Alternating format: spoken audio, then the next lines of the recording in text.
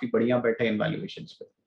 Okay, तो valuation wise संवर्धन में भी एक ट्रेड, लेकिन एक्साइड, अपोलो, ये स्टॉक्स भी रेडार पर रहने चाहिए क्योंकि क्लियरली जो फिगर्स हैं वो तेजी की तरफ ट्रांसलेट होते हुए दिखाई देंगे। इन कंपनियों की वॉल्यूम्स भी बढ़ती हुई दिखाई देगी।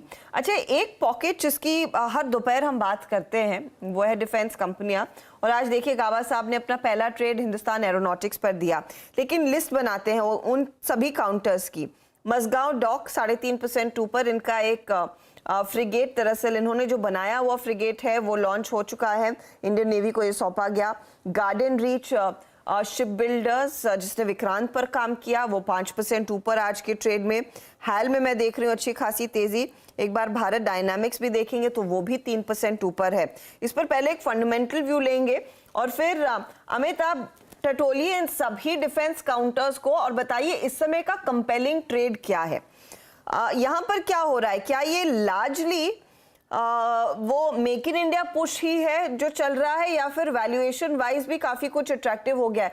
बिकॉज आप देखिए एक तरफा तेजी देखने को मिली है, सभी कंपनियां रियली अपने लाइफ हाइस पर ट्रेड करते हुए दिखाई दे रहे हैं।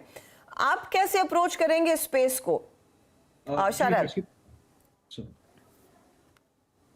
मूवमेंट आई है वो आपको थोड़ी स्टीप लग सकती है, बट जैसा हम लोग पहले भी कई बार बात कर चुके हैं कि जो अपॉर्चुनिटी कन्वर्जन का मतलब जो अपॉर्चुनिटी का एक साइज काफी बड़ा हो जाता है।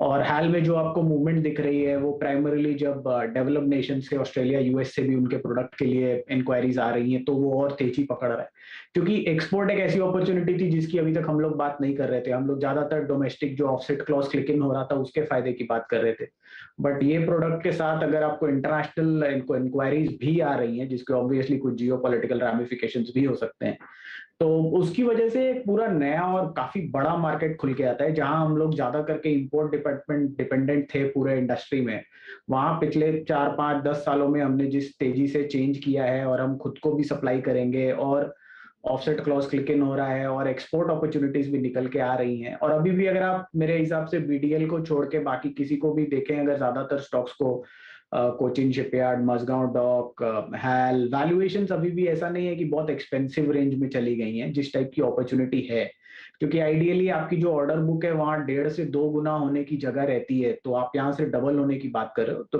प्रॉब्लम साइड ये है कि थोड़ा स्लो मूविंग रह सकता है। तो हम रैदर देन फ्रंटलाइन के, मुझे लगता है छोटी कंपनीज बहुत सारी हैं जहां आप ये प्लेस को बेट कर सकते हैं। तो एमटार हो गया जहां आप स्पेस, न्यूक्लियर, डिफेंस ये सबको बेट कर सकते हैं और ग्रोथ काफी स्ट्रांग रहेगी। तो first leg of growth in companies का आएगा जो इन बड़ी कंपनीज को सप्लाई करेंगी। सिमिलरली आपका पारस डिफेंस हो गया, अपोलो माइक्रो सिस्टम हो गया, एक छोटी कंपनी है सेंटम इलेक्ट्रॉनिक्स। तो ये सारी कंपनीज के लिए फर्स्ट राउंड ऑफ अपॉर्चुनिटी अगले 1-2 साल में बहुत जल्दी इमानेट होती दिखाई देगी, और चूंकि इनका बेस साइज छोटा है तो इनमें ग्रोथ भी काफी फास्ट आनी चाहिए। तो फास्ट ग्रोथ और उन स्टॉक्स